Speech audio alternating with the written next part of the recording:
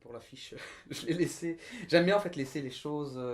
Je dois nettoyer, hein, mais j'aime bien garder un petit peu l'ambiance. Parce qu'on a vécu pendant 3 jours ici au mois d'avril. On était à 6 dans ce petit endroit.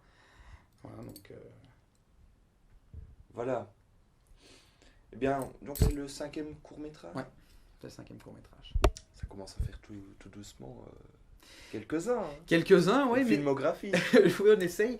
Maintenant, ce qui est certain, c'est que voilà, je- j'espère qu'un jour, ça va pouvoir paf, attraper l'œil, enfin, choper quelqu'un qui me dit ah, purée, on devrait peut-être se pencher sur son cas. Moi, ce que je demande, simplement, bah, en fait, qu'on puisse me donner l'accès à faire mes preuves dans une boîte de production, à être encadré par une boîte de production, parce que c'est ça qui donne l'accès aussi au festival. Mhm. Ici, ben, je vais passer pour, enfin, je vais concourir via Cinépédia Mhm. au mois de septembre. Mais de nouveau, on est englobé dans toute une manne de courts-métrages qui va du moins bon. Alors, je dis pas que le mien, il y a encore des défauts, certes, mais je sais pas si tu as vu les autres, comparé au premier que j'ai réalisé en 2012, je crois qu'il y a quand même une nette évolution. Et dans l'écriture, et dans le. Voilà. Alors, à la base, il faut savoir que je suis comédien. Mhm. Donc j'ai repris aussi goût à la comédie. J'ai joué une pièce en décembre à la Ruelle au Baladin. Et ça m'a redonné envie de me dire, allez, bon, on essaye. Et à la base, je suis surveillant éducateur dans une école. C'est ça. Voilà. C'est la première fois que tu es devant et derrière la caméra. Oui, oui, oui, oui. Donc là, Ça c'était. change les choses. Ça change les choses. Ça demande.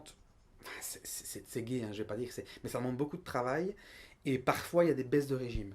Et si on n'a pas un bon assistant, et qui plus est là, mon meilleur ami Jean-Laurent, Jean-Laurent Guezen, euh, ben voilà, il y a des moments où oui, on est le réalisateur, oui, on a écrit l'histoire, mais on n'a pas forcément toutes les clés parce que on se rend compte que il y a des trucs qui fonctionnent bien sur le papier, mais qui fonctionnent pas forcément à l'image. En plus, on est limité, on n'a qu'une caméra qui coûte 2000 euros, on n'a pas de travelling, donc on doit redoubler d'inventivité. On essaye du moins.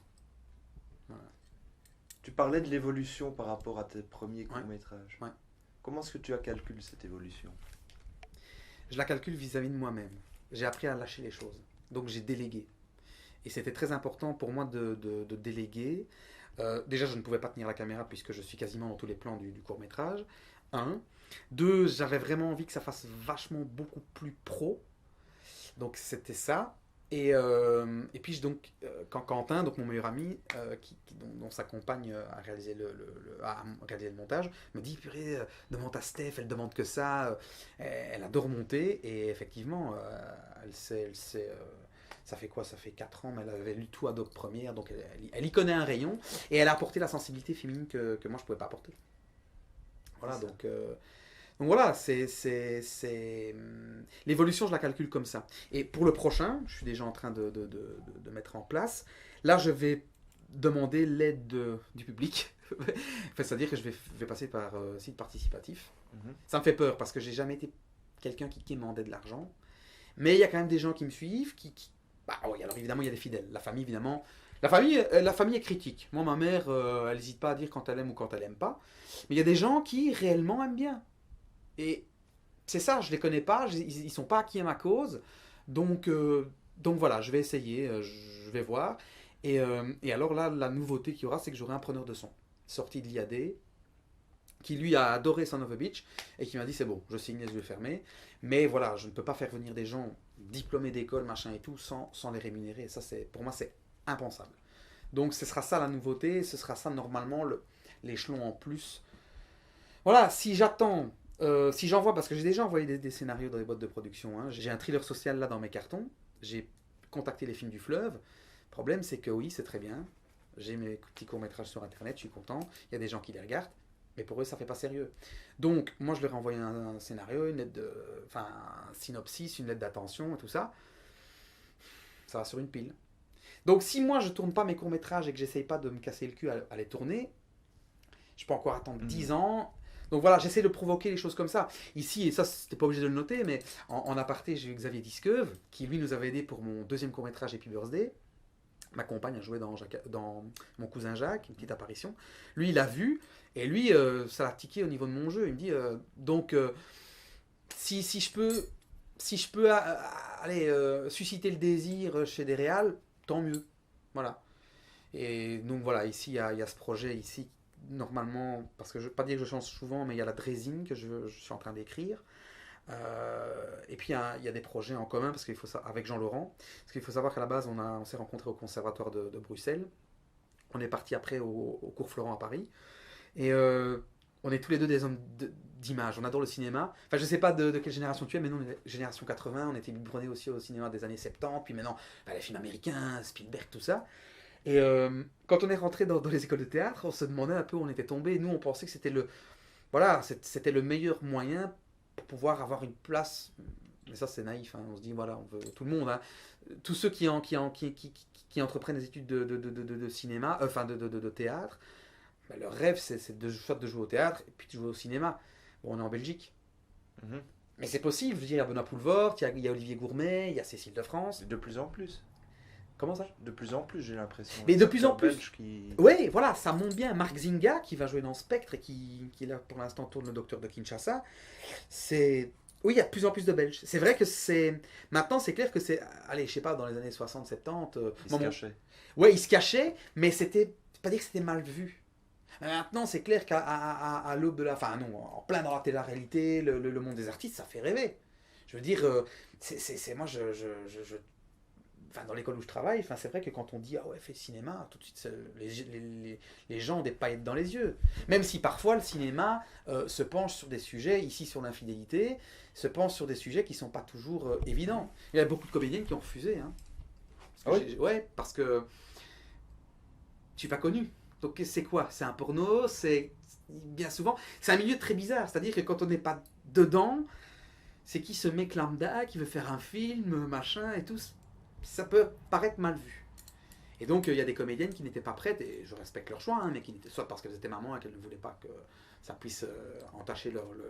Mais bon, à la base, quand on est comédien, normalement, on sait très bien qu'on va devoir toucher à tout, sauf si on veut se cantonner dans quelque chose de bien précis. Mais donc voilà. Mais c'est clair que voilà. Donc Laurent et moi, on a des. Enfin, je me disperse, hein, excuse-moi, mais Laurent et moi, on a des projets de comédie aussi. Parce que c'est vrai que pour l'instant j'ai des sujets assez lourds, hein, faut dire ce qui est, mais avec cette touche qui est la mienne. Je veux dire, je me suis servi d'un ami qui fait du catch pour jouer le bourreau là. Ouais, qui réapparaît après Happy Birthday, c'est ça? Oui, c'est ça, il était dans Happy Birthday, là je le prenais pour son accent dans Happy Birthday, parce que Jean-François Vandris, pour moi c'est une sorte de... Enfin, moi, il y a des caractéristiques de personnalité. Hein. Donc, ok, on a François Damiens, il est inimitable. Mais dans la vraie vie, puisqu'il a observé des gens. Moi, JF, ce mec a une répartie de dingue. Et c'est vrai qu'au niveau de l'image, ici, ce qui est intéressant, c'est que je ne l'ai pas fait parler du tout. Et qui passe. Pour moi, c'est un nouveau Lino Ventura. Maintenant, j'espère qu'il y aura un réal qui... Moi, si j'avais les moyens, il serait, pas dire dans tous mes films, mais il serait quasiment, voilà, je sais pourquoi. Je sais pourquoi je l'ai pris dans ce rôle-là. Ça, c'est clair et net. Et, mais voilà, mais c'est clair que Laurent et moi, on a des projets de comédie. On a des projets ambitieux, enfin, comme je crois tout artiste qui... Voilà, mais c'est vrai que... Et moi, je ne demande pas d'avoir des milliers, des cents et des fortunes. Parce que justement, le fait d'être, pas dire dans la dèche et de devoir trouver des astuces, ça... Voilà, ici, Enfin, j'avais un projet de film de vampire pour le prochain court-métrage, mais j'ai vu trop haut. Je le garde dans un coin de mon esprit. Il y avait une partie qui devait se passer en 1890, et voilà, c'était... Donc là, j'ai revu un peu plus... Enfin, j'ai revu mes ambitions un peu à la baisse. Donc je suis en train de travailler sur la Draisine. C'est un projet... Ça, c'est un drame fantastique. Et donc voilà, avec une Draisine et donc voilà, mais c'est clair que parfois il y a des moments de doute parce que voilà, le film il est fini, il est sur internet, oui on approche des 1000 vues, c'est pas le buzz extraordinaire parce que justement c'est pas ce que les jeunes vont regarder, quoique j'ai eu de bons commentaires de jeunes, hein, c'est pas ça, mais c'est pas la petite connerie qui dure 2 minutes et qui fait le buzz. C'est vrai que moi je suis sur un autre créneau et en fait je suis en train de composer mes maquettes quoi. Voilà, c'est... Tu parlais de celle qui a monté le film, qui Ouais. a amené une sensibilité Ouais. féminine. Et il en est diablement question Ouais. dans ce nouveau court-métrage. Oui, oui, oui. Oui, oui, c'était quelque chose qui qui m'a touché de près, de très très près. Et j'avais envie de porter un... Je vais pas m'épancher là-dessus, hein, mais par respect par rapport aux personnes qui ont... Voilà, par rapport aux deux personnes qui ont été touchées par ça. Mais Franck, c'est vrai, pas dire est assez proche de moi, mais j'avais besoin d'exorciser quelque chose, d'exorciser ce que j'avais vécu. Et j'ai mis en pratique qu'on n'est jamais plus juste que quand on parle de ce qu'on a vécu. Ce sera le prochain, ça sera d'ailleurs le thème du prochain court-métrage, mais je vais pas... On en reparlera après. Voilà. Mais c'est vrai que les femmes sont très très présentes dans le court-métrage. Et que elles apportent quelque chose d'à la fois sensuel, ça on va pas le cacher, et elles sont là et de rédempteur aussi. Parce que, sans vouloir spoiler, hein, s'il y a des lecteurs qui lisent le truc et qui n'ont pas vu le court-métrage, elles sont celles qui me font réfléchir sur ce que j'ai fait, mais elles sont à la fois celles qui me condamnent, qui m'emprisonnent et qui me font réfléchir enfin qui font réfléchir le personnage sur ce qu'il fait, sur ce qu'il dit et sur les conséquences que peuvent avoir des mots qui peuvent résonner chez quelqu'un. Et voilà. C'est un court-métrage qui pour moi, peut mettre en lumière qu'on ne joue pas avec les gens sans avoir forcément un retour de manivelle, quel qu'il soit. Que ce soit au niveau de la conscience ou au niveau physique. Voilà, je veux dire, on en voit souvent sans plomber l'ambiance, Alexia, mais on en voit souvent des drames passionnels. Voilà, avec ce cours, je ne prétendais pas révolutionner le monde du cinéma. Pourtant, Dieu sait si Laurent avait été là, il te l'aurait dit. Il est retenu sur un tournage. Mais moi, je voudrais révolutionner le monde du cinéma. Moi, en fait, je ne peux pas me dire que je prends une caméra sans faire quelque chose qui n'a pas été vu. C'est vrai, je ne sais pas si tu vas souvent au cinéma, mais en ce moment, quel est le film qui, toi, qui t'a scotché, te disait, putain, ça, j'ai jamais vu, quoi. En ce moment, voilà. Moi, j'ai été... Le dernier film qui m'a étonné, c'était Interstellar. Alors, on aime ou on n'aime pas. Mais je suis vraiment attiré vers le cinéma de Nolan parce qu'il va chercher des choses. Voilà, pour moi, c'est le bon compromis entre le cinéma de réflexion et le cinéma blockbuster. Voilà. Et voilà. Mais c'est clair que, bon, sans mon truc, les femmes ont une empreinte et une aura assez importante sur ce court-métrage. Et d'ailleurs, j'ai une collègue qui a vu le film et qui m'a dit ouais, mais je connais ça avec Urbeck. Donc moi, ça me fait plaisir. Enfin, ça me fait plaisir, ça remue sûrement des choses en elle, mais voilà, c'est que je ne me suis pas totalement trompé. Parce que c'est difficile de se dire ok, je ne suis pas dans le cinéma, mais je veux faire des films. Et sa critique, ça, je l'ai embrassé, je dis écoute, c'est super ce que tu me dis là. Elle m'a dit là, tu as fait un vrai film. Parce que l'image était différente, parce que le contexte était sûrement différent, voilà, parce que je crois que j'étais juste avec moi-même en fait. Et un artiste ne peut pas tricher. Voilà, ça c'est ce que j'ai appris avec celui-ci. Donc c'est ça qui est très dur pour moi pour le prochain, c'est de passer après ça dans le sens où je dois être juste. Il y aura un avant et un après. Ah oui, clairement. Ça c'est clairement, et c'est ça qui pas dire qui me bloque un petit peu en ce moment dans l'écriture, mais c'est clairement ça. Et c'est d'ailleurs pour lequel j'insuffle dans le prochain quelque chose qui m'a touché de près ou de loin, à savoir le suicide de mon papa. Et là, je sais que si je me prends sans plomber, parce que ce sera complètement différent, mais si je me sers de quelque chose qui m'a touché, j'insuffle normalement un peu de vérité. Et ça, le public, toute humilité gardée, le public, il n'est pas dupe par rapport à ça. Vraiment pas. Ce qui est bien dans ce court-métrage, c'est qu'on n'a pas le temps de souffler, on est tout de suite intégré dans l'histoire de ce personnage qui est déjà enfermé dans son abri de jardin. Oui. Et tu as aimé, enfin tu peux me dire oui ou non. Oui, j'ai bien aimé. Je veux dire, voilà, je sais que je suis pas le seul. Mais c'est tout de suite direct, quoi. Oui, ça c'était une volonté en fait. Ça faisait longtemps, pour la petite histoire, pour que tu saches un petit peu. Je ne les ai pas ici malheureusement, mais dans mes notes, directement, le film commençait comme ça. C'est-à-dire que j'ai eu l'idée en octobre 2014. J'ai eu terminé l'écriture en décembre 2014. Et je savais que je tournerais en février 2015. Et on a terminé le tournage.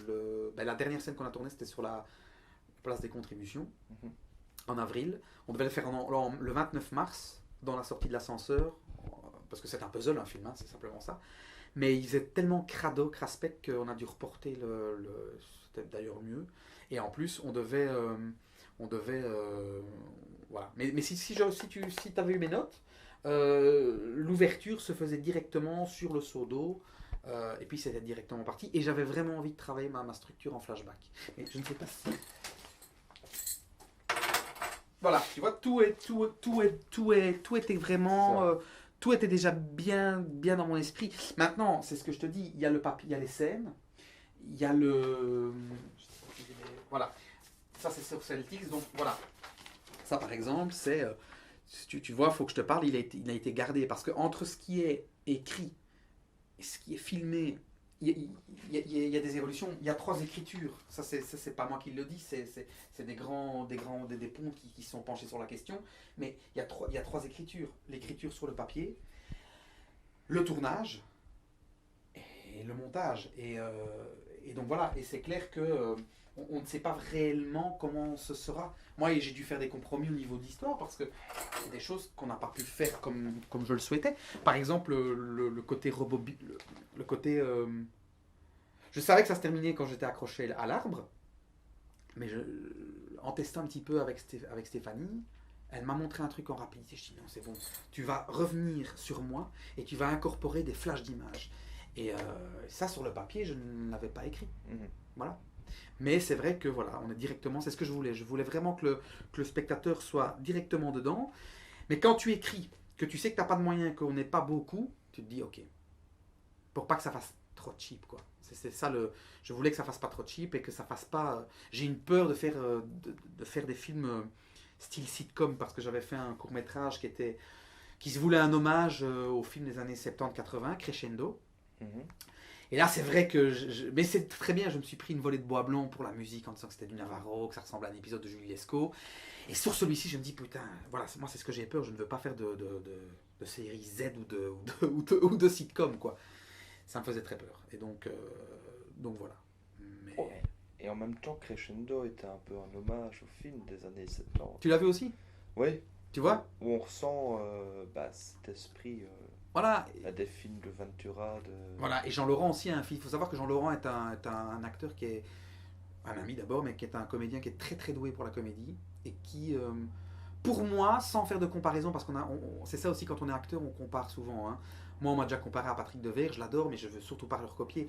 Mais en tout cas, Jean-Laurent, il a vraiment l'étoffe comique et ça, il a en lui.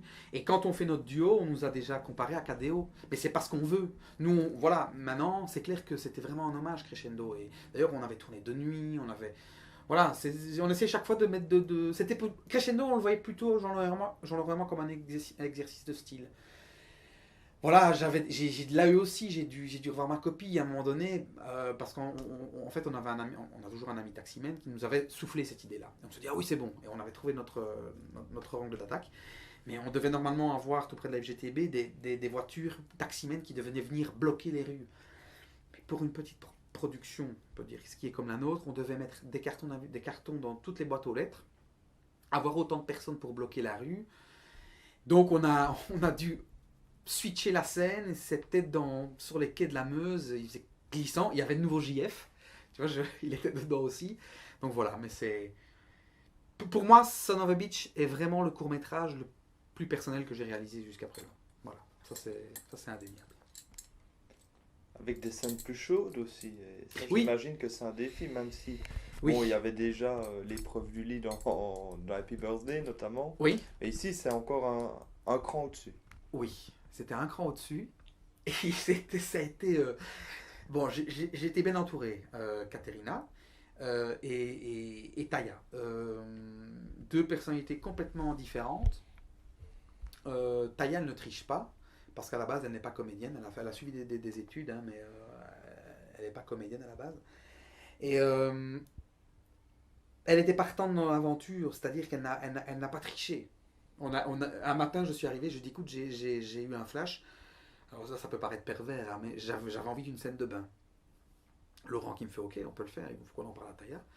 Donc là, on était en slip, mais c'est vrai que c'est pas évident, parce que déjà, il faut que ça fasse vrai. faut qu'on sente que ces deux-là ont une relation. À la base, moi, je suis quelqu'un quand même de timide et c'est vrai que c'était passé un cap, quoi. Et surtout l'embrasser, sans que ça me fasse faux. Sans que ça ne fasse non plus trop... Voilà, je suis content parce que justement les copines de Taya m'ont dit c'est très bien, c'est pas vulgaire, quoi. Enfin, j'espère, il n'y a pas de vulgarité. On a gommé les moments où on pouvait voir sa poitrine. Parce que c'était ça aussi, je voulais pas tricher, je voulais pas qu'on fasse faux baiser de cinéma, quoi. Il fallait que l'émotion, si j'arrive à faire, c'est ça aussi, je veux, c'est de faire que le spectateur ressente une émotion. Il fallait qu'il sente que ces deux-là, c'est pas du chiquet, quoi. Et donc voilà, c'est vrai que ces scènes-là ont été assez complexes, surtout que c'était assez long à tourner et qu'au bout d'un moment on peut être vite fatigué. Et puis voilà, quoi. Et puis il y a aussi le stress. Enfin, quand tu joues au théâtre, tu as parfois la langue pâteuse, la bouche sèche.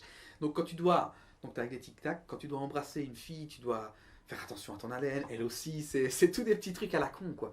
Mais c'est des trucs auxquels il faut penser, sans que ça ne te parasite. Et voilà, c'est... Mais c'est pas les scènes les plus faciles à jouer, hein. C'est pas les scènes les plus faciles à jouer. C'est... À la longue, je suppose que pour les gens du métier, ça devient mécanique, hein. Mais donc j'imagine pas les deux là, dans le choix de la vie d'Adèle. Donc voilà, c'est... Mais c'était un challenge. C'était un challenge. Et surtout, à la base, au début, je devais pas jouer. Et puis je me suis dit, allez, bon, tant qu'à relever le défi, fais-le vraiment. Puisque personne ne t'écrit un rôle, c'est normal, je suis pas encore connu. Puis faire des castings avec mon boulot, c'est pas évident non plus, tu vois. Je pourrais le faire, hein, mais le dernier casting que j'ai passé, je devais être pris, mais on était à 3. Finalement, le réalisateur a choisi un autre, c'est pour une pub. Mais la gonzesse était contente du naturel. Et ça, c'est ce que j'essaye de faire. C'est de pas tricher, être naturel. Et voilà, tout en composant un personnage, bien évidemment. Mais voilà, donc je me suis fait plaisir. C'est vrai que c'était un challenge, ces scènes-là avec les filles, c'était un challenge vraiment. Comme de jouer les 3 quarts du film en slip et en, en Marcel. Et puis voilà. À réfléchir, hein, il y a quand même une scène qui était super compliquée aussi à tourner, c'est la scène où je suis attaché à l'arbre parce qu'il faisait caillant. On le voit pas, mais il faisait super caillant. Bah, ouais, les deux ont leur degré de complexité en fait. Voilà. Mais c'est vrai que, voilà, en gros, quoi. Combien de jours de tournage? Alors, combien de jours de tournage À peu près 14-15 jours. On a commencé donc le 28 février. Alors, c'est difficile parce qu'on tourne dans le désordre. Puisque j'avais justement la maison de Steph et de Quentin à Annevoie. Et on doit se mettre dans le bain. C'est-à-dire que je suis censé... tu vas me dire, c'est notre taf, hein.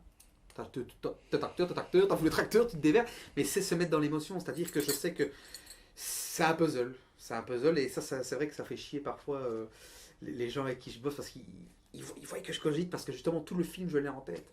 Et que tac, tac, tac. Et que même pendant le tournage, j'essaie de faire déjà un pré-montage. Et donc voilà. Donc on a commencé par la scène où je rentre et où je prends ma douche. Même là, on a tourné dans le désordre parce qu'on n'a pas commencé par l'entrée. On a commencé par l'entrée dans le salon avec le jus d'orange. Et puis on était dans le désordre, quoi. Mais toute cette journée-là, on a enquillé quand même 6 scènes, pas des moindres. Donc la scène du plan où on voit qu'elle filme la scène de la douche. Et puis voilà, c'était à raison de tous les week-ends, quoi, puisque en semaine je travaille. Et c'est gai, parce que justement, pour l'instant, j'ai trouvé le compromis entre l'alimentaire, qui me plaît beaucoup, hein, et la passion. Mais c'est vrai que la passion prend tout mon temps, puisque je travaille à Champion avec un horaire coupé, et donc l'horaire que je coupé que je n'ai pas à l'école, je le gonfle dans l'écriture, et donc voilà, j'ai pas le temps de m'ennuyer. Donc oui, à peu près 14 jours, si je ne fais pas d'erreur. Avec quand même des challenges, puisque j'ai quand même l'aide de la police pour bloquer, même si je ne vais pas m'amuser à prendre l'artère, par exemple, l'avenue 4, il y a le Mercier, je m'arrange, mais je savais que je voulais une scène dans une rue, donc j'ai bloqué la rue du Séminaire, j'avais des signaleurs. Là, j'ai voulu relever le défi, ça s'est super bien passé. La police, voilà, elle me connaît maintenant, puisque pour Crescendo, j'avais déjà fait la demande. Et puis voilà, puis on a eu les contributions aussi, puisqu'on a pu aller tourner dans leurs locaux. Et là aussi, on avait fait une erreur quand on avait tourné la séquence en mars. C'est-à-dire que on me voit à travers une fenêtre, mais le problème c'est que c'est au rez-de-chaussée. Et dans la scène, je descends. Donc on a dû faire une triche au niveau du bureau. Et là, il y a une faute de raccord. J'ai fait chier tout le monde avec ça parce qu'en fait, mes cheveux sont pas raccords du tout. Mais bon, à l'unanimité, les gens ne l'ont pas vu, mais moi je le savais, donc voilà. Je regarde souvent ça dans les films, les fautes de raccord, les trucs un peu bizarres. Mais on se rend compte que Namur continue à rester ton personnage principal finalement. Oui, c'est clair que je vais pas dire que je suis comme Benoît Poulvord pour ça, mais c'est vrai que j'ai une tendresse pour ma ville. Et que si un jour j'ai de la chance et que ça marche, je sais pas si j'irai m'exiler ailleurs. Même si pour l'instant, nul n'est prophète en son pays. Parce que pour l'instant, au niveau de la Belgique, moi en tout cas, je dois ramer pour essayer de me faire connaître. J'ai quand même des petites aides, je veux dire, voilà, j'ai quand même pu présenter, ça c'était un véritable challenge parce qu'on devait présenter Miyazia, qui est un petit peu le parent pauvre que j'aime un peu moins, il était fait dans des circonstances un peu bizarres, et je devais le présenter à Namur fait son cinéma. Le truc de Bernard Guillit, la soirée de Bernard Guillit. Et puis j'écoute Bernard, je suis en plein montage. Le challenge c'est qu'il soit prêt pour le 29 juin. Il a été prêt, on l'a présenté là-bas quoi. Et j'ai eu un bon retour des gens. Surtout je le présentais, j'étais le seul à ne pas avoir de boîte de prot. Je le présentais quand même à côté du zombie au vélo. Ça c'est une petite fierté. Je le présentais à côté d'une brume un matin de Nicolas Beuys. Voilà. Je veux quand même montrer que j'ai envie de compter aussi moi dans le paysage artistique belge et peut-être français, on ne sait pas. Mais c'est vrai que Namur reste quand même mon fer de lance. J'aime bien cette ville. Je l'aime bien, et puis voilà. J'avais une connaissance qui m'avait dit que j'avais filmé Namur comme Los Angeles dans Collateral de Michael Mann. Mais j'aime bien. J'aime bien. Maintenant, c'est clair que je vais essayer de ne pas toujours en faire mon fonds de commerce. Mais je suis namurois de naissance, donc voilà, je suis un Namur. Mais c'est vrai que le prochain va être un petit peu plus compliqué à mettre en place parce que je cherche une gare abandonnée et un quai abandonné. Donc je vais prendre des coins un peu patchwork en Belgique, peut-être même en France. Voilà, j'ai pas peur de... Mais c'est vrai que pour l'instant, Namur, oui. Et étant donné que je n'ai pas de boîte de prod, bah oui, je me cantonne un petit peu dans... Bah regarde, voilà, je suis venu chez ma grand-mère tourner les séquences qui ont été tournées à la fin. Voilà quoi. Mais... voilà. Parler de Namur fait son cinéma avec un coup de gueule de ta compagne quand même. Oui, tu l'as vu. Oui. Mais c'est vrai, ouais. Voilà, ça c'est bien, c'est le journaliste. C'est bien, c'est chouette. Non, c'est vrai que oui, parce que c'est vrai qu'on nous voit un peu... justement, je t'en parlais en début d'interview, oui. C'est qui ce mec? C'est qui ce mec? Ah, on en entend parler, hein, c'est Christophe Bourdon. En fait, Jean-Laurent, il est pigiste à la RTB. Non, régisseur, pardon. Il croise souvent Christophe Bourdon et il dit ah ben écoute on se verra le 29 et de tous c'est celui le plus sympa hein, c'est celui avec lequel on a parlé tout ça, mais c'est vrai qu'on nous a un peu snobé, mais bon après c'est le jeu, elle a beaucoup plus de tempérament, j'ai du tempérament mais moi je laisse couler, je laisse couler dans le sens où tout le monde a envie de faire son trou hein. Et beaucoup d'appelés, peu d'élus. C'est un métier qui fait rêver et c'est vrai que moi j'arrive un peu comme un cheveu dans la soupe quoi. Et je passe pas par les strates habituelles et c'est ça que voilà. Mais elle faisait son coup de gueule pas par rapport à l'intelligentsia mais par rapport à certains producteurs. C'est ça.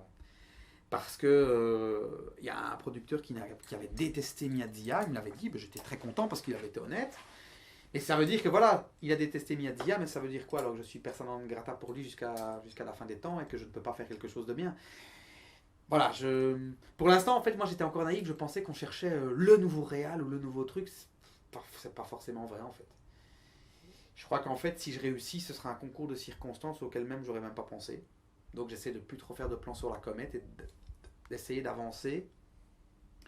Je te dis là, j'ai une accroche avec un prod qui a vu mon travail, qui a vu qu'il y avait beaucoup de passion, que j'avais un sens du rythme. J'ai surtout aussi nouveau maintenant un sens de bien savoir m'entourer.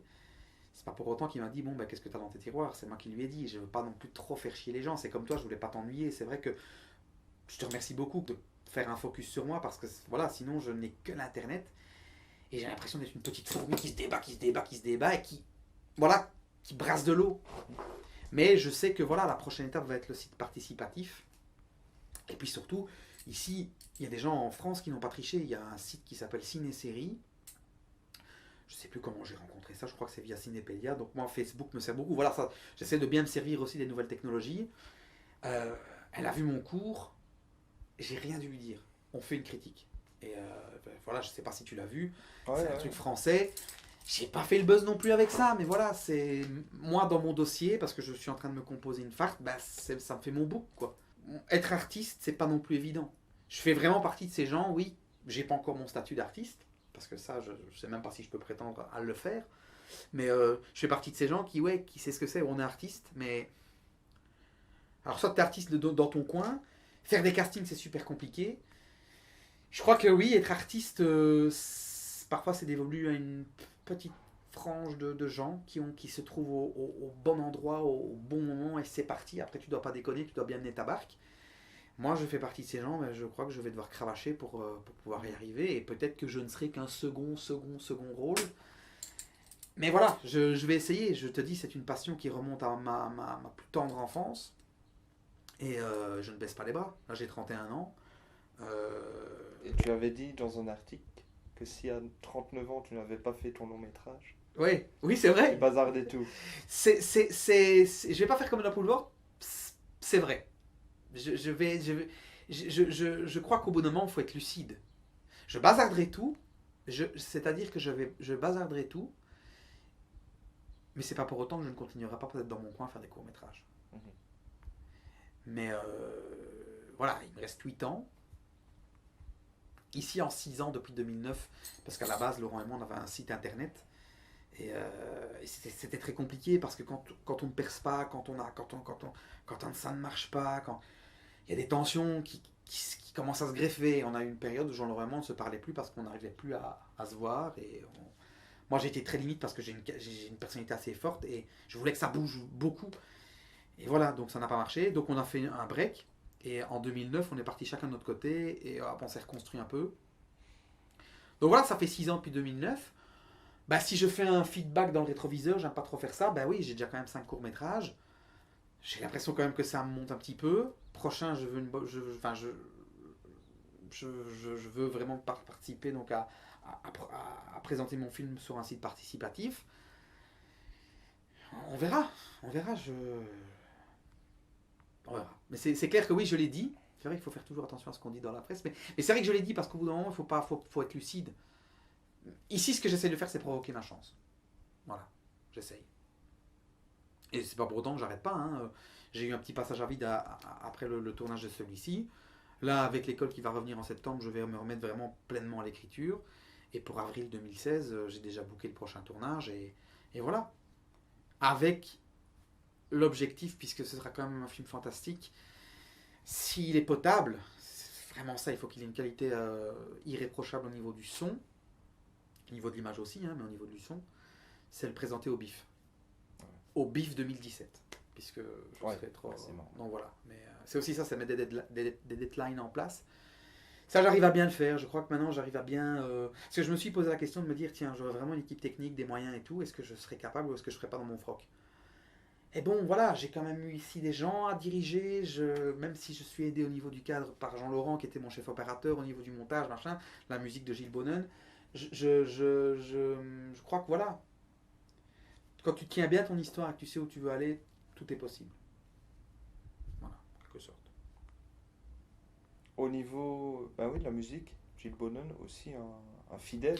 Oui, je suis très fidèle à Gilles Bonnen parce que lors de mon premier court-métrage que j'avais co-réalisé avec Quentin Toisevoul, Papa est là, on cherchait un compositeur. Et lui est arrivé, mais vraiment... providence, quoi. Alors il a son style particulier très bien à lui. Ici sur celui-là, je l'ai vraiment dirigé dans ce que je voulais parce que comme le court-métrage était assez personnel, voilà, Gilles est quelqu'un apporte une musique dans toutes ses compositions, il apporte une musique assez dynamique. Et je ne voulais pas le coincer, mais je voulais quand même le diriger dans ce que je voulais. J'ai appris à diriger en fait, parce que c'est ça aussi, c'est diriger, c'est savoir lâcher prise, mais c'est savoir dire non, ça je ferai pas ça comme ça. Et Voilà, parce que c'est... Et puis réalisateur, c'est pas être dictateur. Réalisateur, c'est savoir... Moi, je suis encore plus convaincu maintenant, au vu de celui-ci, c'est savoir bien s'entourer. Parce qu'un réalisateur ne peut pas faire un film tout seul. Un chef d'orchestre ne peut pas faire une musique tout seul. Il a besoin de toute une équipe. Et voilà. Et ce que je trouve dommage, c'est que... voilà, il y a une entraide, j'ai l'impression quand même... Enfin, j'ai une affection pour le cinéma des années 70-80, où tu avais George Lucas... Scorsese, Coppola et Spielberg.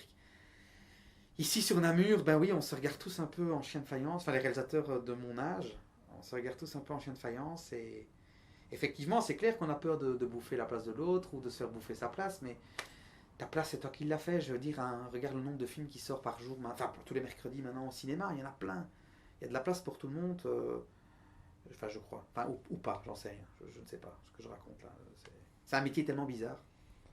Tu en parlais, d'ailleurs sur ton mur Facebook, pour le moment, on voit du Ennio Morricone, on voit Ventura, Belmondo. Tu as parlé de Nolan, Scorsese et les autres. Quel est le réalisateur qui t'a donné envie de faire du cinéma? Alors, franchement, le réalisateur qui m'a donné envie de faire du cinéma, c'est une question très difficile parce que j'en ai beaucoup, mais si je dois en garder un... Ou le film, ou le moment. Entre parenthèses, tu pourras le noter, mais j'ai découvert le cinéma. Alors, les films pour enfants, Ghostbusters. Je suis né en 84, donc j'ai découvert Ghostbusters en 89. Je me rappelle, mon père tapissait. Et j'avais vu le 1, donc j'avais 5-6 ans. Et j'ai découvert le 2, avec Vigo. Mais vraiment, le film qui m'a fait flipper, sa mère, comme on dirait, et je me suis dit, putain, c'est beau, c'est chouette, c'est magique. C'est ce que j'essaie d'ailleurs de retrouver ça pour l'instant. C'est Dracula de Coppola. Donc s'il y a vraiment un réalisateur qui m'a donné envie de faire du cinéma, c'est Coppola. Parce que je devais avoir... là, j'étais un peu plus vieux, donc j'ai découvert le cinéma quand même vers quoi, 5-6 ans, quoi. Mais à 9 ans, 9-10 ans, j'ai découvert Dracula. Il passe à la télé. Mon père m'avait autorisé à regarder la première partie qui était la moins... Non, j'ai quand même flippé, parce que quand Keanu Reeves arrive et qu'on voit Gary Oldman grimé avec son truc, à l'époque j'habitais Wépion, chemin des Collets, dans les bois, quartier résidentiel. Je peux t'assurer que j'avais vraiment... je devais aller fermer mes tentures, j'avais les boules, quoi. J'étais caché sous mes couvertures et j'imaginais qu'il était là avec ses yeux, qu'il apparaissait avec sa tête blanche. Et c'est ce que je me suis dit. On arrive à faire peur aux gens comme ça, alors. À faire éprouver des sensations aux gens. Et c'est ça maintenant que j'essaye de retrouver, puisque on grandit. Et c'est très dur de se dire, ok, je vais découvrir un film, sachant maintenant que moi, avec ma caméra qui m'a quand même coûté 2000 euros, je sais l'envers un peu du décor et je sais que c'est du chiquet. Mais c'est ça. Essayer de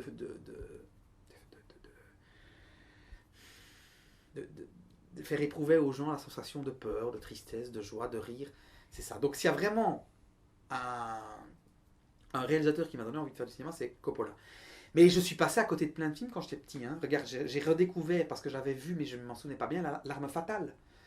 Je l'ai redécouvert hier, je l'ai regardé en streaming, je n'ai pas peur de le dire. Le duo Danny Glover-Mel Gibson, tout bonnement magnifique. J'ai découvert aussi il n'y a pas longtemps le premier film de Spielberg, Sugarland Express, avec Goldie Hawn, qui est tiré d'une histoire vraie, d'un fait divers des années 60, de 69, une maman qui le premier ou le deuxième? De comment? De Spielberg. Mais en fait, ce qui se passe... Il y a Duel. Il y a Duel aussi, ouais, il y a Duel. Mais il a fait, je crois que c'est le deuxième. Il a fait donc Sugarland Express et oui, c'est vrai, c'est Duel. Il faut voir les dates, mais tu n'as pas tort, c'est vrai. Et Sugarland Express, c'est un peu comme Duel parce que c'est un road movie. Enfin, Duel n'est pas un road movie, mais ça se passe sur la route. Voilà. Mais c'est clair que il a déjà toute cette maîtrise et il part quand même d'un truc qui le touche aussi, la famille. Il faut savoir que Catch Me If You Can avec DiCaprio est basé sur la famille. Hein. Ses parents divorcent, il se casse et il a une vie de malade, le mec là, Frank Abagnale Jr. Et là, Sugarland Express, c'est Goldie Hawn, je te le recommande d'ailleurs, qui fait évader son mari pour aller récupérer leur enfant qui a été placé dans une famille d'accueil. Et ça part en sucette et c'est fantastique. Vraiment fantastique. Réalisateur, alors l'acteur qui t'a donné envie de jouer? Jack Nicholson. Batman. Ah ouais. Jack Nicholson. Vraiment, j'ai vu Batman aussi, à peu près à la même période, 6-7 ans.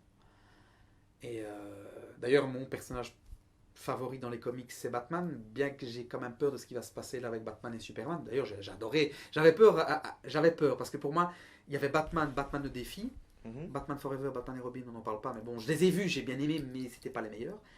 Mais j'avais peur quand on a annoncé en 2004 qu'il allait avoir une nouvelle trilogie, mais quand je l'ai découvert, C'est là qu'est née la passion pour Nolan. elle est arrivée bien avant, enfin, oui, mais non, parce que je l'avais découvert avec Memento. Memento et son premier qui s'appelle Following, je te Mhm. recommande. Puis alors après, il y a eu Memento, donc il y a eu Memento, il y a eu Insomnia. Insomnia, Le Prestige, enfin Prestige, ouais. Insomnia Batman, et puis Le Prestige, voilà, Inception. Et j'adore en fait ce qu'il fait parce que il fait pas beaucoup de films, et quand il les fait bien. Alors évidemment, Inception et Interstellar ont un peu divisé. C'est vrai que bon, ouais, Interstellar c'est long, c'est vrai qu'il a tendance à faire des films qui sont longs, mais j'aime bien parce qu'à l'heure où on zappe tout, prend le temps. Ça, Mhm. ça j'aime bien. Donc oui, vraiment, un acteur, c'est Jack Nicholson. Ouais. Ça, c'est indéniable. Vraiment. Ben, il y en a beaucoup, hein, mais si je devais en garder un, oui, c'est Jack Nicholson. Et puis évidemment, il y a des gars comme Russell Crowe, qu'on n'aime pas évidemment, mais ouais, il y a un film français là, que j'ai pas eu le temps de découvrir malheureusement, avec Vincent Lindon, donc La loi du marché, pas pour lequel il a eu le prix. Ouais, ouais, ouais. Et un des projets que j'ai dans mes cartons, ce serait vraiment. Parce que voilà, on dit toujours, ouais, thriller, enfin, film social, ça fait peur aux gens. On pense toujours aux Dardennes et ils sont toujours précédés d'une réputation un peu, voilà, ça va être un film chiant. Mais moi, quand je parle de film social et quand je parle de thriller social, je peux t'en parler puisque ça s'intitule Des agneaux et des loups. Euh, je veux vraiment aller dans le sillage de Dog Day Afternoon avec Al Pacino. C'est ce genre de film des années 70 où c'est divertissant, mais c'est un film de casse, mais c'est un film social quand même, parce que c'est des petites frappes, où il y a aussi le récidiviste avec Dustin Hoffman. Voilà, j'ai aussi beaucoup de tendresse et beaucoup comment d'envie et d'affection pour le cinéma thriller paranoïaque des années 70. Les Américains étaient très très forts pour faire ça. Enfin voilà, donc c'est Ça, ce serait le premier long métrage ouais, hypothétique. hypothétique. Enfin, entre guillemets, mais Ouais, qu'on te souhaite de réaliser. ce serait celui-là. Et puis alors après, il y aura un film fantastique dans la veine Parce que tu vois, je fais pas de plan sur la comète, mais je sais où je veux aller. Je sais où je veux aller. Et, et donc il y aurait Vitam Aeternam aussi, ce serait une fable vampirique tirée d'un fait divers belge qui s'est déroulé dans les années 1870 et qui m'a tout de suite inspiré. Et tu vois, je ne te mens pas quand je te dis que mon film préféré, mon réalisateur préféré, c'est Coppola Dracula, parce que ce serait un film de vampire, quoi. Entre guillemets, mais justement, là aussi, comment faire un film de vampire, comment renouveler le genre, et surtout, ça je sais que je ne le ferai pas en Belgique, hein, parce que j'avais déjà envoyé les trucs, le cinéma fantastique belge, pour moi, n'existe pas. Par contre, en Flandre, là, ils ont quand même une économie qui ne passe pas la frontière, évidemment, de la Wallonie, mais ils ont une économie de films euh, fantastiques, tu n'as pas idée. Mathias Connard, ça fait des films, on le connaît maintenant, mais il a fait des films auparavant pour le cinéma. Bah oui, c'est des Flamands, c'est logique. Mais donc il avait joué dans Dance en 92, mais il a joué dans des films fantastiques et dans des courts-métrages fantastiques dont on n'a même pas idée. Et il y a une économie là-bas et c'est fou que ça ne passe pas le. Enfin, les gens, les néophytes, enfin, non, les amateurs de cinéma connaissent. Mais voilà. Donc oui, c'est vrai, j'ai un catalogue de films comme ça. Et puis j'ai un autre projet avec Jean Laurent, mais ça c'est tiré d'un fait divers belge des années 80. Mais là, à mon avis, on aura peut-être des bâtons dans les roues, puis aussi les familles. On a vu un petit peu comment ça s'est passé avec À perdre la raison. Ouais. Mais c'est vrai que tout ce qui s'est passé avec les tueurs du Brabant, ça m'intéresse. Et j'ai adoré Mérine et bah, j'ai envie de faire un film comme ça. Déjà, je te parlais de reconstitution de l'époque. Jean-Laurent, lui, est amateur de vieilles voitures, il a des DS. D'ailleurs, c'est ce qui fait qu'il travaille en ce moment dans le Docteur de Kinshasa. C'est parce qu'on lui commande des voitures et qu'il prépare des voitures pour des tournages. Et donc, on a déjà tout un catalogue d'adresses et reconstituer la Belgique des années 80. Évidemment, avec des choses qui sont dures, parce qu'il y a des gens qui sont encore en vie, qui ont perdu des proches, Mais c'est aussi ça le rôle du cinéma. C'est pas se faire du fric, évidemment, parce que ça peut être réducteur, se faire du fric sur le malheur des gens, mais c'est surtout aussi porter un regard. Et c'est dommage qu'en plein boom, entre guillemets, du cinéma belge, je suis peut-être pas le seul à le dire, hein, il y a peut-être un autre réalisateur qui, dans son coin, pense à ça, mais c'est clair qu'un film sur le tueur du Brabant m'intéresse. Et alors voilà, on est en train de bosser là-dessus aussi, savoir quel angle d'attaque, parce que bon, c'est quasiment une enquête, et donc il faut trouver un... Et pour ça, je trouve que le Abdelraouf d'Afrique qui a écrit Mérine, avec, Ouais. a trouvé le bon angle. Évidemment, bon, bah, au moment de la sortie, oui, on fait l'apologie de ce gars. Mais voilà, c'est ça aussi le cinéma. C'est un mec qui a quand même bousculé, Mérine, qui a bousculé l'État français dans les années 70-80, qui est revenu complètement bousillé de la guerre d'Algérie, et qui... et je ne salue pas ce qu'il a fait, mais qui, par un malheureux concours de circonstances, s'est retrouvé... Bon, à mon avis, il a peut-être déjà une personnalité complètement pétée, sûrement. Mais s'est retrouvé... voilà. C'est comme voilà, les nouvelles mesures là, que le gouvernement a pondues au niveau des chômeurs. Alors certes, il y a des gens, si on doit réduire ça à ça, oui, qui profitent du système, d'autres pas. Et des agneaux des loups, c'est ça en fait, c'est montrer un mec qui perd tout et qui va commettre l'irréparable, qui va pas forcément braquer une banque, mais qui va se retrouver à braquer ces gens qui lui disent non, vous êtes viré quoi. Et, et d'ailleurs, c'est pas dire que c'est pas original ce que j'écris là, mais il y a déjà des gens qui se sont immolés dans les... Voilà, c'est ça aussi. Moi, ma volonté et pourquoi je veux faire du cinéma, c'est parce que ça me permet de faire des focus, j'aime bien ce terme, sur des cas et sur le monde qui nous entoure. Évidemment, par le prisme de la fiction, mais voilà, c'est ça en quelque sorte.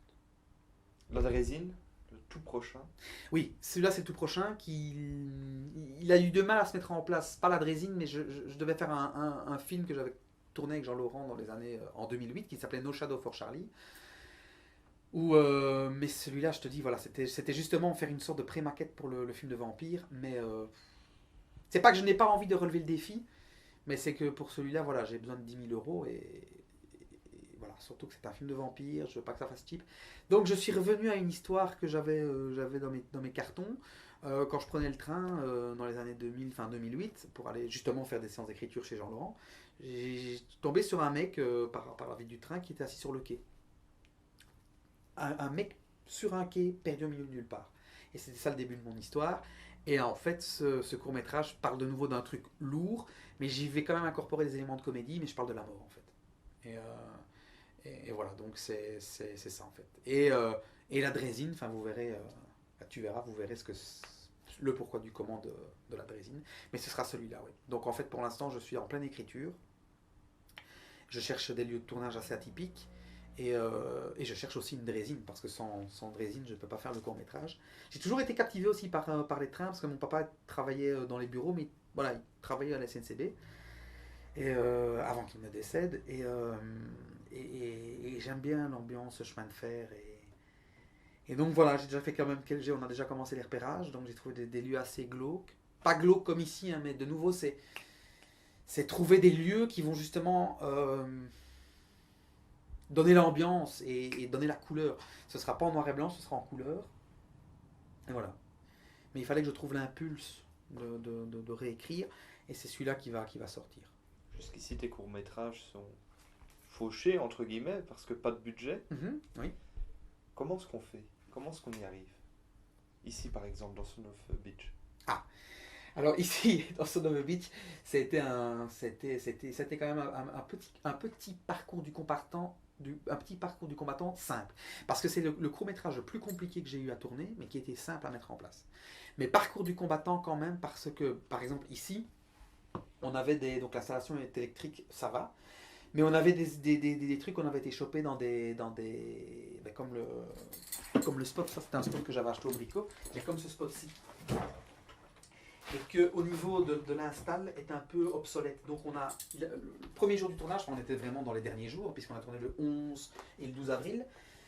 On a eu 2 jours dans le cabanon pour mettre tout en place, ça il faut se mettre dans la tête. Mais les plombs ont sauté, donc on est resté 3 heures sans tourner. Parce qu'il a fallu que je remette les plombs avaient sauté. C'est très simple, le problème c'est que chaque fois, ça répétait. Donc on a dû trouver un système D pour pouvoir utiliser un spot. Et on ne pouvait pas ouvrir la porte parce que niveau prise de son, on a le bruit des voitures, tout ça. C'est ça aussi qu'il fallait se... J'avais peur aussi au niveau de la prise de son parce qu'il y a, il y a l'antenne de la police. Donc j'avais peur des interférences. Mais qu'est-ce qu'on fait? Ben voilà, on se débrouille. On demande surtout aussi aux gens.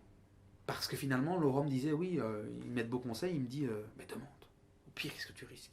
Et c'est vrai, j'ai eu un oui des contributions, la police ça a été impec. J'ai eu un oui de toi, j'ai eu un oui de Bernard Guillit pour Son of a Beach, parce que c'est ça aussi, surtout avec un titre comme Son of a Beach, ça peut faire peur.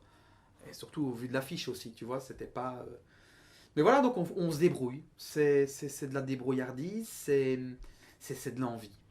Et c'est ça qui est intéressant, parce que j'arrive, je sais pas si j'arrive à contaminer, mais les acteurs qui sont venus, ben, je les ai contaminés. Par exemple, j'avais rencontré une comédienne de Liège, j'avais été la rencontrer à la gare des Guillemins, et tout de suite, elle m'a dit, oui, on voit que tu es passionné. Et donc c'est déjà ça, la première approche est positive quand les gens me voient. Et alors elle est d'autant plus positive parce que quand ils lisent le scénario, ils me disent, ah ben c'est quand même pas mal. Parce que voilà, j'essaie de ne pas faire le branque. J'essaie quand même entre guillemets, dans le fauché de la situation, ils mettent quand même du professionnalisme et de dire, bon ben voilà, si vous faites partie de l'aventure, bon voilà, oui, c'est pas, vous n'aurez pas un budget faramineux, mais voilà, vous aurez quand même la possibilité de... On en parlera.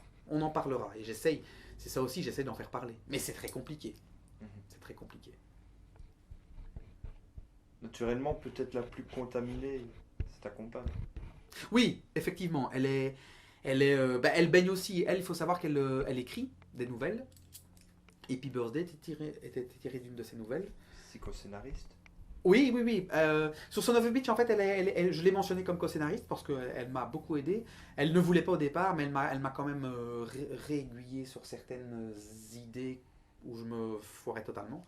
Donc moi, j'ai quand même dit, écoute, non. Elle me dit, oui, j'ai presque rien fait, je dis si. Donc, co-scénariste, moi, c'est...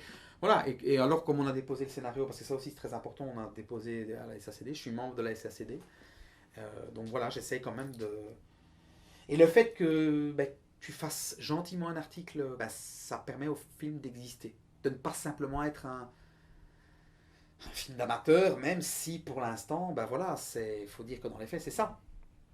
Mais donc oui, elle est contaminée à fond. Laurent est contaminé autant que moi, mais lui, c'est normal puisqu'on s'est rencontrés au conservatoire, que lui aussi a l'envie a dû se diversifier. Euh, mais voilà, on se voit un petit peu sans prétention aucune, hein, parce qu'on n'est pas du tout à leur niveau, mais je crois que si on doit percer, ça va se faire maintenant, ou alors ça sera sur le tard, un peu comme des De Funès ou des trucs comme ça. Ou alors on ne percera jamais, on restera deux vieux cons. Mais voilà, c'est vrai que il y a beaucoup d'appelés, peu d'élus, et en ce moment, c'est vrai que le cinéma,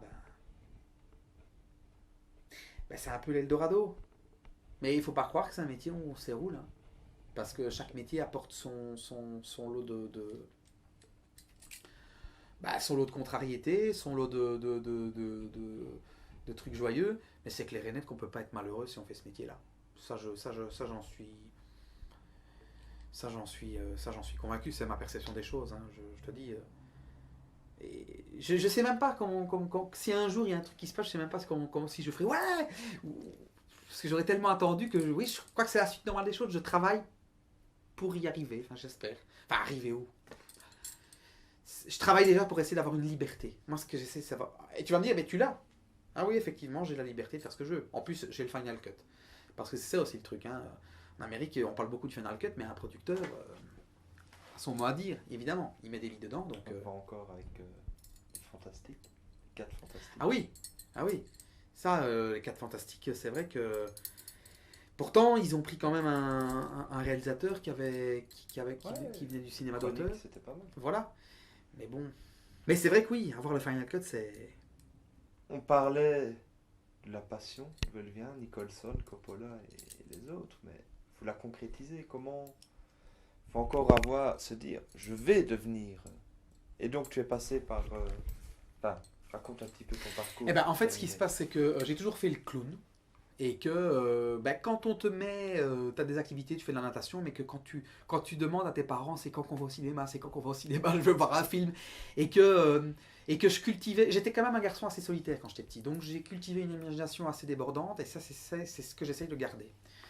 Et, euh, et donc voilà, ils m'ont inscrit dans un cours de théâtre, au Batelier, Espace Sud, donc les bâtiments qui ont été entièrement rénovés à côté du musée Grosse-Bec de Croix, et j'ai commencé le théâtre à ce moment-là, vers quoi 7 ans. Et à 7 ans, avec Anne-France Mespouille, ma prof d'art dramatique, j'ai joué le rôle d'un psychopathe, un peu à la Nicholson. Et c'est là, je te jure, Alexis, j'ai senti un truc dans mon ventre, comme une énergie, mais qui te chatouille, qui me... Il y a pas eu de coups qui ont été portés, mais j'étais vraiment dedans, j'étais complètement dans une autre dimension. Et c'est ça que j'essaie de retrouver. Et je me suis dit, je veux être comédien. Puis après, donc, j'ai été en 96, il y a eu donc le premier jury junior en 96. Et je faisais partie du premier jury junior parce que on était Jury junior pour le FIF. Ah, pour le film. Et donc c'est vrai que mon papa me disait oui mais tu seras pas pris, tu sais que c'est des films d'auteur là. Mais comme j'ai une bonne mémoire et que maintenant je peux peut-être faire des fautes, hein, mais je retiens beaucoup de choses au niveau du cinéma. Je ne vais pas dire que je suis une encyclopédie, mais voilà, je la regarde, je me suis peut-être trompé pour Duel. Mais j'ai eu une faute dans l'entretien de sélection. Donc on faisait partie du premier jury junior en 96. Évidemment, on a oublié. Je ne vais pas aller refaire le bal des anciens au jury junior. Mais voilà, en 96, on a entendu parler de moi. Photographié par Marc Bossard. Je sais pas si voilà, Marc Beau, Dieu Tac Tac. Et j'ai rencontré Marisa Berenson, Philippe Voltaire. Et je continuais le théâtre. Mon papa me disait toujours, tu feras tes humanités normales, classiques, et après tu choisiras ce que tu voudras. Bon, c'est avéré qu'en 99, par un malheureux concours de circonstances, il s'est donné la mort. Et que là, je me suis dit non. La vie, ça passe trop vite, même si c'était lui qui avait choisi. Je ne sais même pas pourquoi d'ailleurs. Ouais, voilà. Et je me suis dit non. Et donc, en 99, j'intègre l'IATA en français parlé. C'est-à-dire que j'avais mes cours d'option, enfin mes cours généraux à l'IATA et mes cours d'option au conservatoire de Jambes. Déclamation, diction, machin, ils te préparent au conservatoire, aux Trois Royaux, quoi. Voilà, mais bon, quand tu es dans une école de théâtre, tu ne parles pas cinéma, tu parles théâtre, tu vois La Fontaine, tu vois tous les classiques, tu vois Shakespeare, donc voilà, tu apprends, machin. Mais personne ne sait te dire, en fait, comment réussir dans le métier. C'est de l'ordre du magique. C'est de l'ordre du magique. Et donc voilà, puis après, donc j'ai entamé mon cursus et j'ai terminé donc en réto. Je me suis préparé pour le Conservatoire Royal, où là, le souci du détail, je passe mon examen d'entrée, j'ai 3 scènes à présenter, j'ai 3 costumes différents. Au bout de la première séquence, c'est bon, on pouvait passer à la suivante. Je dis oui, mais je me change comment? Oh, restez comme ça. Mais non, c'est pas. Déjà là, je me dis mais merde, putain, merde quoi. Donc je m'étais trop préparé. J'y étais pris quand même, j'étais sélectionné, je suis resté 2 ans. Et puis je suis parti à Paris au conservatoire. Mais en fait, j'aimais le théâtre, mais je m'ennuyais dans ces écoles-là. Et puis je suis rentré ici en Belgique et j'ai dû trouver un boulot et voilà. Mon parcours est tel, voilà, c'est mon parcours à moi et voilà, mais je m'étais toujours dit que voilà, je voulais faire mes propres trucs à moi et je le fais maintenant. Ce qui serait chouette, c'est de pouvoir. Un peu plus aider. Oui, c'est ça. Mais surtout, oui, avoir un gars qui me dit ok, mon gars, c'est vrai que tu as peut-être quelque chose à faire là-dedans. Je voudrais que ça, qu'on me dise t'as peut-être quelque chose à faire là-dedans. Voilà. Je demande pas mieux d'apprendre, hein, franchement, je te jure. Voilà. Mais on apprend déjà beaucoup parce qu'on a quand même des. On a quand même des. On avait des impératifs. On devait faire une scène où il y a des gens qui arrivent dans le rêve. Cette séquence du rêve, au départ, on voulait la faire avec beaucoup plus d'effets spéciaux. On voulait même tendre un écran vert dans la rue. Et puis, on s'est dit, on va voir qui. Oui, on aura des amis, mais on ne devait pas trop s'égarer. On est resté proche de. C'est ça aussi ce que je voulais faire. C'est faire des films enfin faire un film un peu onirique tout en restant réaliste. Et voilà, je trouve que Inception, c'est ça aussi. Il a réussi à faire un truc complètement barré, mais ça reste quand même. C'est crédible, quoi. Et c'est surtout ça, pas tricher, quoi. Donc voilà, mon parcours est là, en fait. C'est le théâtre. J'ai repris goût, je te dis, à la scène, parce que c'est vrai que la scène, ici, tu vois que tu n'as pas le rapport des gens aussi, mis à part les petits commentaires que tu as sur Facebook, ou pour les gens du métier, les avant-premières, ils ont le retour des gens. Mais le théâtre, c'est le pied parce que tu as le contact directement des gens. Et ça marche ou ça marche pas, quoi. Dans une comédie surtout. Voilà. Donc oui, il y a sûrement encore des projets de théâtre là qui vont se remettre en place, dont avec Julien Moutombo, on avait joué donc la pièce Sans ascenseur ici en décembre. Euh, et là c'était le pied, quoi. C'était vraiment le pied. Mais voilà, malheureusement, c'est ça aussi un peu le défaut, c'est que même pour le théâtre, t'as pas d'agent, t'as pas de producteur, donc on a monté la pièce à la rue Le Baladin, le gars il a acheté notre pièce.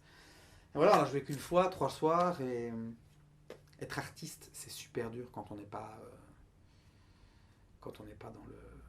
Ah, quand on fait pas le buzz, quoi, quand on n'a pas un coup de projecteur ou un coup de chance, c'est ça en fait. Mais je reste persuadé que le coup de chance, il faut le provoquer. Ça, j'en suis. Alors, tu pourras me dire, oui, mais si ta chance vient jamais, bah, ouais, ok. Mais si tu restes assis, comme disait Poulevard dans le film Les Convoyateurs, si tu restes le cul assis sur une chaise, il ne se passera jamais rien, tu sauras pas le savoir, quoi.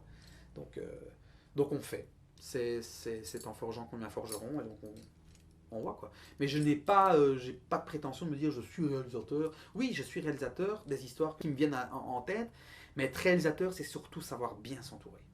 Et parfois, tu sais, ce qui est quand on fait un travail d'équipe comme ça, c'est d'avoir son nom, un film 2, alors que tu sais que c'est une équipe, et je le dis bien, je ne veux pas tirer la couverture à moi. Ça, c'est un travail d'équipe, et sans eux, je ne suis pas réalisateur. Sans eux, le film n'existe pas. Sans eux, il n'y a pas Son of a Beach.